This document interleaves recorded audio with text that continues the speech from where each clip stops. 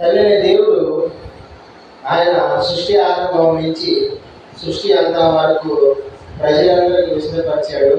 తన యొక్క భక్తుల ద్వారా, తన యొక్క బిడ్డల ద్వారా, అనేక జనాల ద్వారా, ఈ రాతల ద్వారా, బైబిల్ నుండి అనేక సేవకులు సువార్తలు మనకి విశదమైంది. ప్రారంభం నుంచి అంతవరకు అంతా తెలియజేస్తున్నాడు. ముఖ్యమైన పదాలు ఏంటంటే, దేవుడు మనిషిని ఎందుకు సృష్టించాడంటే తన కోసం ఏదైనా కాదు, తనలా ఉండాలనే స్వార్థం అన్నట్టుగా కాదు, మన క్షేమం కోసం సృష్టింపబడిన యొక్క సృష్టింపబడిన మనల్ని మన భద్రత కోసము ఆయన మనకి ఎన్నో జాగ్రత్తలు మనకి ఇస్తున్నట్టు మనం చూడగలం. మానవుడు సృష్టించక మునుపు మానవుడికి ఏం అవసరమో అవి ఆయన సృష్టించాడు. సృష్టించిన తర్వాత ఆయన ఎలాగ భద్రత ఉండాలా, ఎలా ఉంటే బాగుంటాడు, ఎలా ఉంటే స్వచ్ఛందంగా ఉంటాడు, ఆనందంగా ఉంటాడు అనే విషయాలు మనం ఎక్కువగా గ్రంథాల్లో మనం చూడగలం. మీరు అనుకోవచ్చు, యేసు ప్రభు 2000 సంవత్సరాల తర్వాత వచ్చాడు, ఈ పథకాన్ని ఏదో స్టార్టింగ్ నుంచి ఉంచవచ్చు కదా మీరు అనుకోవచ్చు. కానీ యేసు ప్రభు రాక మునిపే తండ్రి దేవుని యందు ఎంత ప్రాముఖ్యత ఉందంటే, వాళ్ళు ధర్మశాస్త్రము కట్టడలు విధులు లేనప్పుడు కూడా యెహోవా యందు వాళ్ళు భయభక్తులు లేని వాళ్ళని మనం చూడగలం. వాళ్ళకి కేవలం మాట ఇవ్వాలిగా, దేవుని మాట ప్రకారం క్రియల రూపంలో వాళ్ళు కనపరిచి చాలామంది ఈ కట్టడలు విధులు ఆజ్ఞలు లేనప్పుడే దేవునికి వాళ్ళు కనపరుచున్నారు. తర్వాత కట్టడలు విధులు ఏర్పరిచినాక చాలామంది అవలంబిస్తున్నారు, చాలామంది కట్టుబడి ఉన్నారు.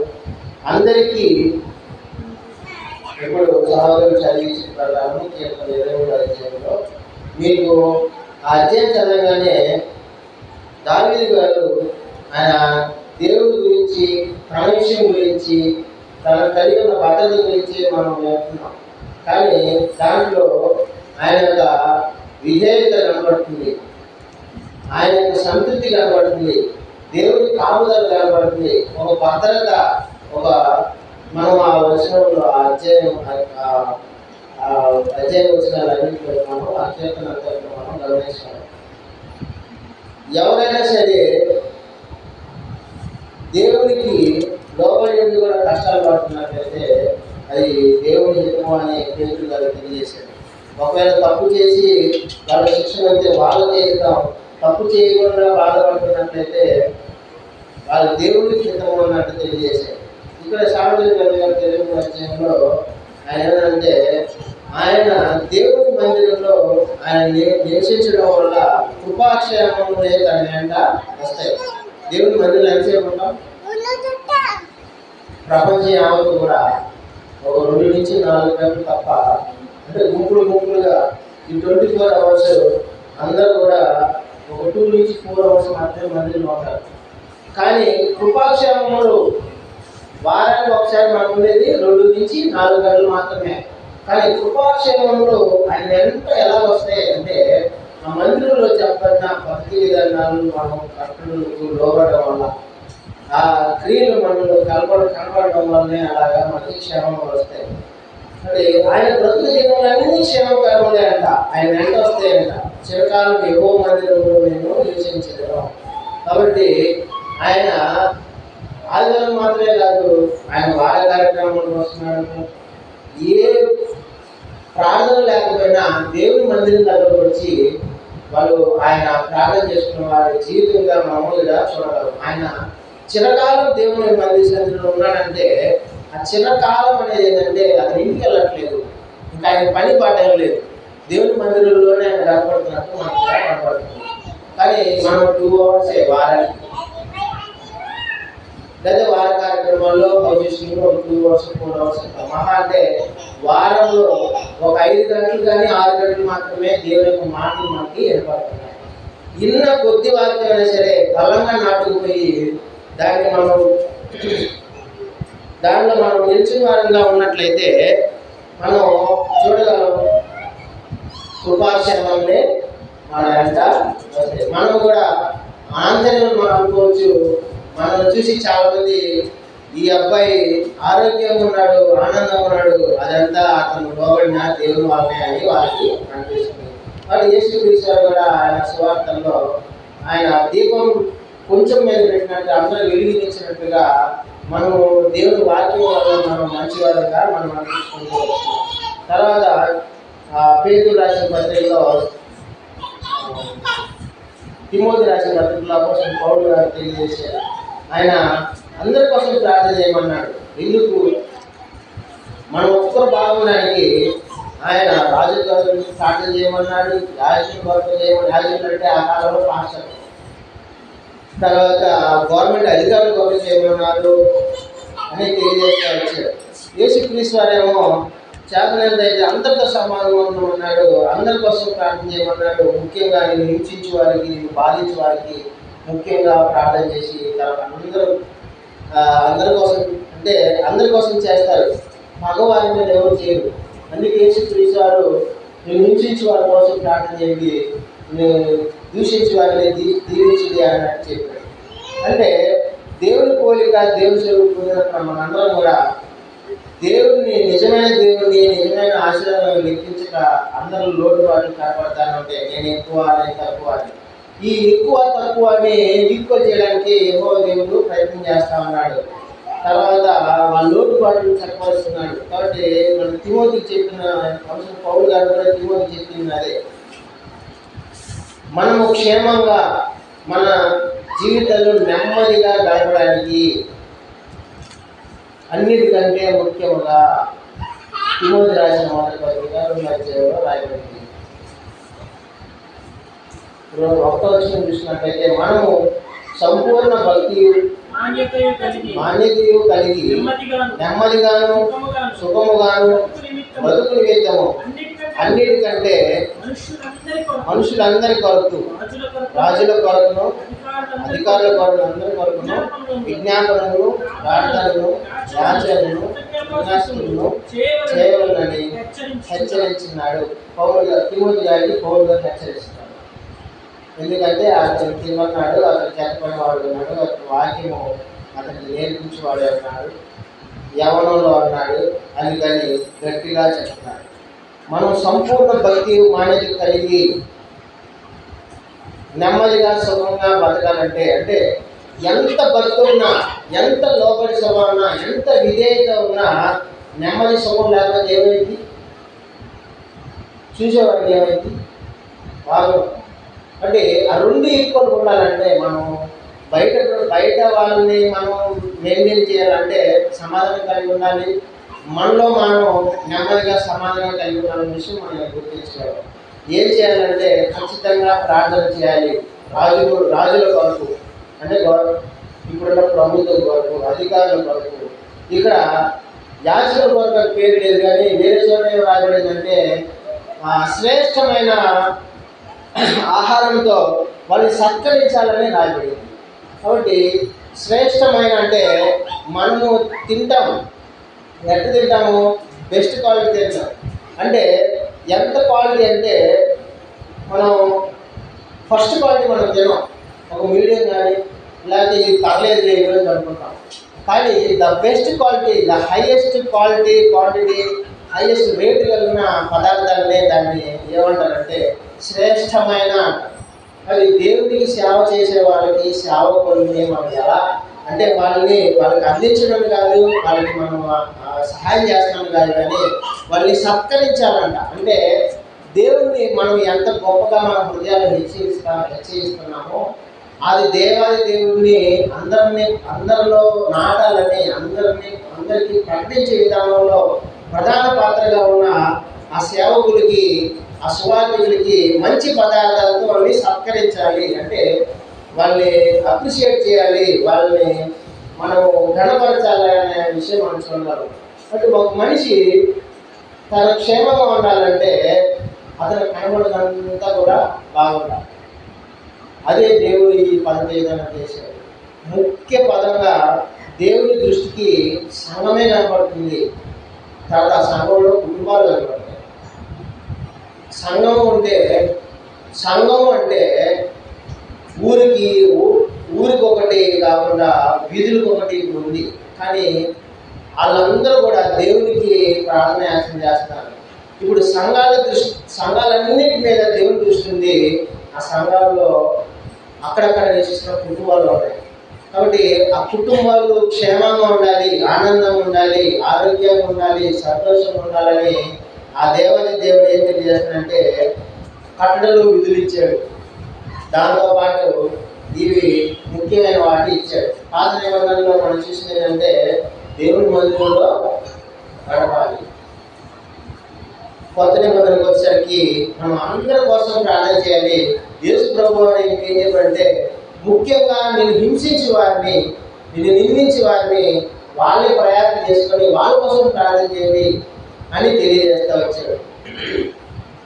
తర్వాత పౌలు గారు ఏం తెలియజేస్తే నువ్వు నెమ్మదిగా బతకాలి, నీకు భక్తి ఉంది, విధేయత ఉంది, లోపడే స్వభావం ఉంది, నువ్వు అన్నింటిలో యోగ్యుడి, కానీ నెమ్మదిగా ఉన్నానంటే నువ్వు అందరి కోసం ప్రార్థన చేయాలి అని తెలియజేస్తూ వచ్చాడు.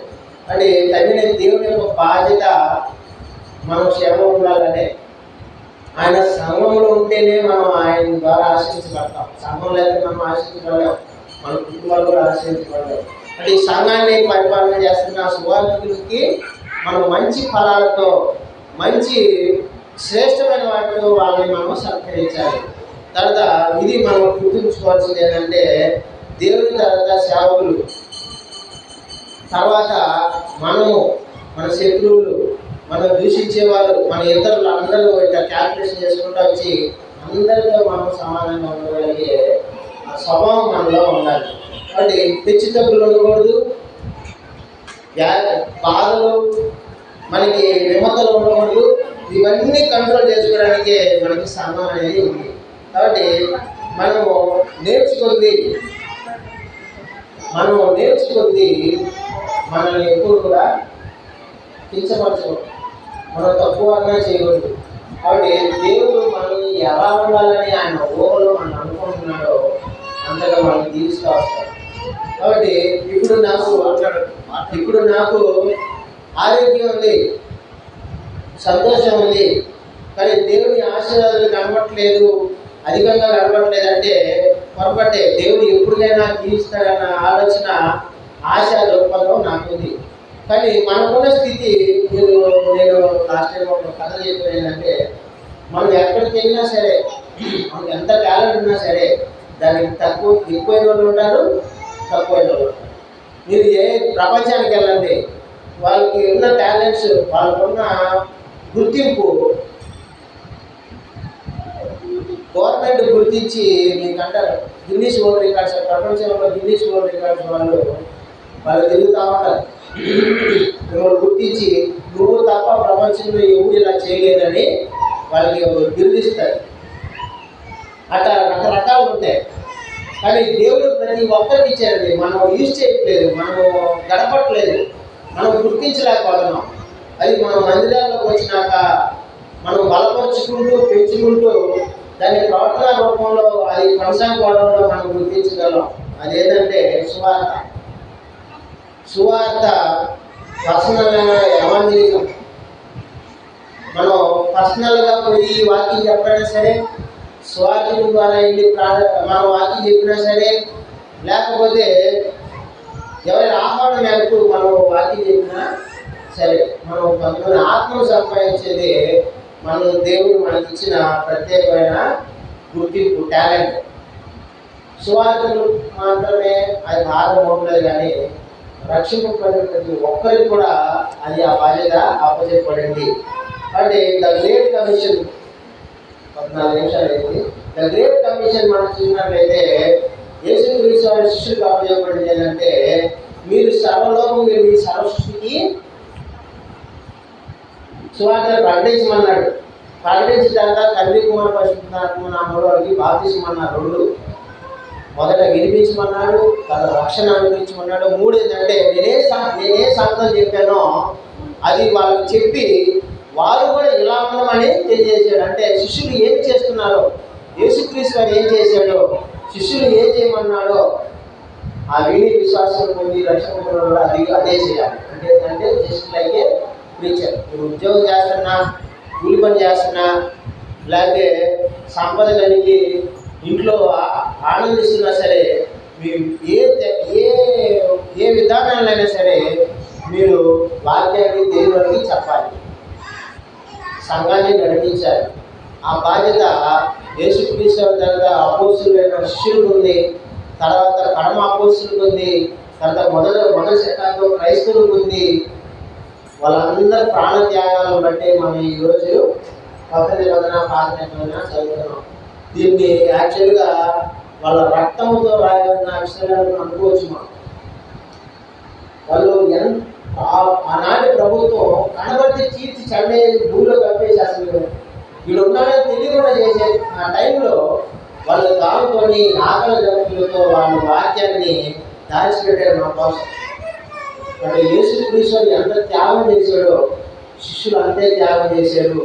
తర్వాత మొదటి శతాబ్దంలో క్రైస్తవులు కూడా ఈ గ్రంథాన్ని దాచిపెట్టడానికి వాళ్ళ రక్తం దారపోసారు. యేసు ప్రభు వారు, నేను అనుకుంటాను అప్పుడప్పుడు యేసు ప్రభు వారు జస్ట్ హింసించడిపోయారు. కానీ మిగతా వాళ్ళందరూ కూడా ఎంత బాధతో ఎంత వేదన కంటే యేసుక్రీస్తు నేను తక్కువ చేయట్లేదు, కానీ ఎవరు ఎంత బాధపడాలో అంత బాధపడ్డారు. కానీ కళ్ళకు కనబడలేదు. కానీ బైబిల్ చరిత్రలో, ఈ బైబిల్ గ్రంథాల్లో లేదు వాళ్ళ చరిత్ర. వాళ్ళు దాములో కానీ వాళ్ళు కూడు నీళ్ళు లేకుండా నిద్రాహారాలు మానేసి చెట్లగా పుట్టినగా దాముని దేవుని గ్రంథాన్ని దాచుకుంటారు మన కోసం. వాళ్ళ రక్తంతో లిఖించబడింది. యేసు ప్రభు వాక్యం అయితే ఆ వాక్యాలు మన చేతికి రావడానికి వాళ్ళ రక్తం చిందించబడింది. మరి ఎందుకు ప్రాణాలు సైతం మీరు లిటరల్గా రాసి పెట్టారు. తల్లిదండ్రులు వదిలేశారు, భార్య బిడ్డలు వదిలేశారు, ఆస్తిపాస్తులను వదిలేశారని కేవలం లిటరల్గా రాయబడింది. వాస్తవానికి దేవుని యొక్క మాటలు క్రీస్తు ద్వారా మనకి వినిపించారు. అవి చేతిలో ఉండాలి, రాతపూర్వకంగా ఉండాలని అందరూ కూడా చచ్చిపోయారు. ఆడబడితే చచ్చిపోయారు, ఒక ఉద్దేశంతో చచ్చిపోయారు. మరి ఇటువంటి వాక్యాన్ని మనం నెమ్మరేసుకోవడానికి, దేవుడు లేని వారికి తెలియజేయడానికి వాళ్ళు ఎంత త్యాగం చేశారంటే మనం గుర్తు చేసుకోవాలి. మనం చాలా తక్కువ చేస్తున్నాం. కాబట్టి యేసుక్రీస్తు శిష్యులు తర్వాత ఇప్పుడున్న సువార్థికులు పాస్టర్ల తర్వాత సంఘానికే ఆ బాధ్యత బరువులు ఉన్నది. అందరూ గమనిస్తే సమూహ అభివృద్ధి చెందడమే కాదు, ప్రపంచం అంతా కూడా చాలా ఆశ్చర్యకరంగా మారే అవకాశం ఉంది. కాబట్టి ఒక నినాదం ఉంటుంది, కుటుంబం బాగుంటే సంఘం బాగుంటే, కుటుంబాలు బాగుంటే దేశం బాగుంటుంది. కాబట్టి మనం నేర్చుకున్న ప్రతి వాక్యం కూడా మనకున్న